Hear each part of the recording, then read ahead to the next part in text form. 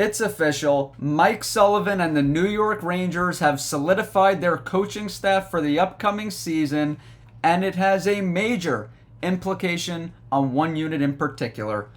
Before we get into it and break everything down, about 74% of you that currently watch these videos are unsubscribed, so please hit that free subscribe button down below. You could be number 8,000 as we continue to embark on our journey here at Rangers Digest. Just my second video, my first solo video, but I couldn't be more excited to be here. I know how passionate you guys are. I know how passionate New York Rangers fans are. I'm one of them myself, so I'm looking forward to a great season here. We're going to have fun, and we're going to break everything down right now. So, as all you guys know, there were a lot of rumors, a lot of reports swirling around X today, but now all those rumors are made official by the New York Rangers themselves. We're going to take a look here at a tweet that the New York Rangers made today saying they have named David Quinn, Joe Sacco, and Ty Hines assistant coaches. Now, obviously, there's one name in particular that stands out. There's one name that has stood out to all you guys as well, because I've seen the banter, I've seen the chit-chat, and you guys aren't happy about this. You guys are not happy about David Quinn coming back, and I can't blame you. But I'm going to let you know right now, I have a different take. I have a different perspective, because I am extremely excited for David Quinn to make his sequel on Broadway, because obviously the first time around wasn't great, and we're going to get into that now. So, David Quinn, 58 years old, coached here 3 years, made his debut in 2018 with the Rangers. First 2 years were absolutely putrid, forgettable. They stunk, to say the least. He made the playoffs in 2020 during the COVID year, during the bubble. Still, that team was going nowhere. You knew it. I knew it. He was fired immediately after. They were bounced in the first round. And the David Quinn experience just wasn't it. The Rangers were in the middle of a rebuild. They thought David Quinn was going to come in with a new vision, tap into the younger players. It never happened. The team was atrocious, and they moved on and hired Gerard Gallant. But that's neither here nor there. David Quinn was not a success. He was awful when he was here. But that doesn't mean he can't come back and right the wrong and be a good assistant coach, because I really believe he can. He has a history from Boston University with Mike Sullivan. He has a history with the Pittsburgh Penguins and Mike Sullivan. So that rapport is there. It's strong. And the statistics back up that he could be a good assistant coach. Now, the Rangers are bringing Quinn in to improve the power play, just like he did in Pittsburgh. He took the Penguins, who were 30th, 30th in the NHL in power play last season, and turned them into number 6, nearly cracking the top 5. He turned a Pittsburgh Penguins team that was extremely underwhelming into a very effective power play unit. And let's not forget, folks, I know you guys know this. When the Rangers are at their best, it's when their special teams are at their best as well. If you look at the Rangers last season, they were 3rd on the power play. What happened? They won the President's Trophy. 2 games away from a Stanley Cup appearance. They were the best damn team in the NHL last year, 3rd in the power play. They went from 3 to 20. That is unforgivable. No excuses. I mean, just amateur hour. So now they bring in David Quinn. I know on the surface what it looks like, but the stats back this up. David Quinn is extremely effective on the power play, and now he doesn't have to worry about being a head coach. He could just focus on the power play, his bread and butter, and I really believe, truly believe, it's going to pay major dividends for the New York Rangers. Let's move on here, folks. Ty Hines. Let's get to the other side of special teams. Now, well, actually, we're going to wait to do that with Joe Sacco, because he's the penalty kill guy. But Ty Hines is more of a influence on Mike Sullivan. He's more of a assistant head coach when it comes to Mike Sullivan. Let's take a look at Ty Hines, 45 years old. He's been in Pittsburgh for a long time. He's been there since 2018. He began as a skating and skills coach for his first 4 years. Then he was promoted to the bench as an assistant. A big influence on Mike Sullivan starting in the 2022 season. So Ty Hines has a really strong rapport with Mike Sullivan. I think we can see a common theme occurring here. As I alluded to just a second ago, David Quinn has a very strong rapport with Mike Sullivan.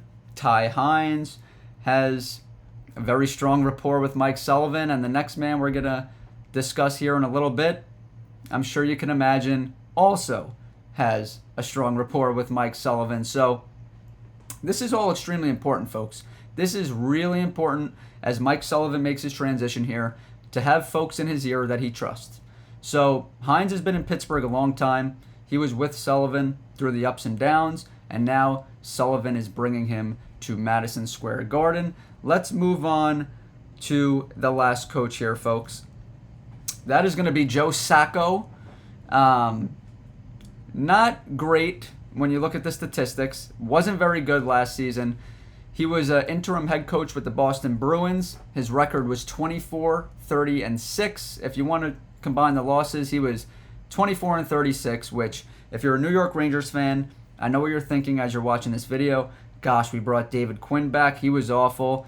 We're bringing in this guy, Ty Hines, that we have no idea who this guy is. We just lost Dan Muse to Pittsburgh, so things aren't looking too good. Now we're bringing in this guy, Sacco, who was with the Boston Bruins last year. And look, Boston Bruins were one of the few teams that were worse than the New York Rangers last year. I don't know how that's possible. The Rangers looked like they didn't give a you-know-what. They didn't show up on a night-to-night basis. They just looked like they didn't care. So now they're bringing in this guy Sacco, who's got a 24-36 head coaching record, and you're probably saying to yourself, well, that's not great. David Quinn stinks, Sacco stinks, Hines, we don't know who this guy is. But I'm going to break it down for you, folks. Just like I alluded to earlier, as David Quinn is very good on the power play, excellent on the offensive power play, Joe Sacco is extremely good on the penalty kill, and I know what Rangers fans are going to say. They're going to say, Bret, this most recent year, the Bruins were terrible on penalty kill. They were 24th in the league. 24th in the league. But my rebuttal is, look at the 3 years before that, folks. Look at the 3 years before that. He was in the top 10 every single year, even at number 1 for one season. So, if you're asking me, I truly believe this most recent season was an outlier when it comes to Sacco. I mean, the Bruins were decimated with injuries. Their talent was low. They just weren't a very good hockey team, as I alluded to earlier. They were actually worse than the New York Rangers, so think about that for a second. But like I said, this most recent season was a complete outlier when it comes to Joe Sacco. Let's move along.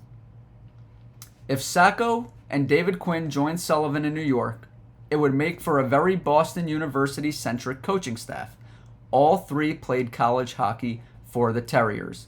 Now, this report from NBC Boston came out just a little before the Rangers made the official announcement. That's why it says if Sacco and David Quinn joined Sullivan in New York, now we know that's official, it would make a very Boston University-centric coaching staff, which I truly believe is important.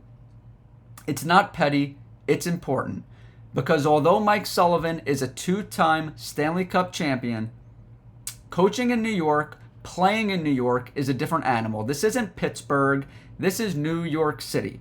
So Mike Sullivan brings the resume, but he needs to bring his guys with him who he trusts. And not only, they're not just his buddies. It's not like when Aaron Rodgers went to the Jets and brought practically Randall Cobb and Jordy Nelson off the couch. But this is a guy that's bringing men over here. Not only that he trusts, but the stats back up that what they specialize in, they do very, very well.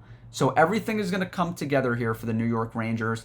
Now, I said the one unit in particular, this is going to have a major implication on. As I just revealed to you, it's going to be special teams. It's going to be the power play. It's going to be scoring on the power play. It's going to be preventing the power play.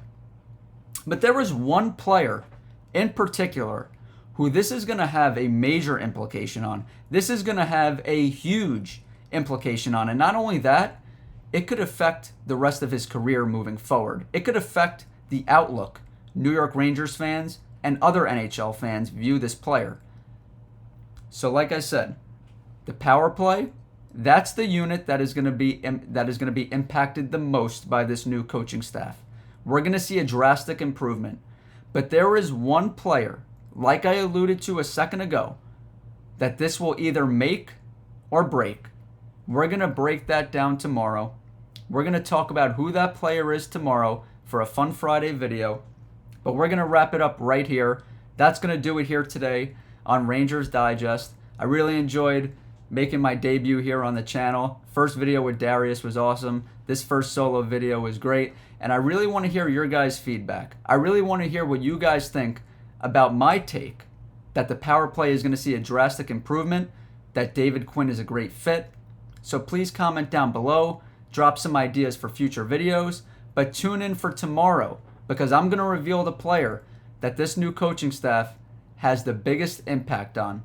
We'll see you guys then.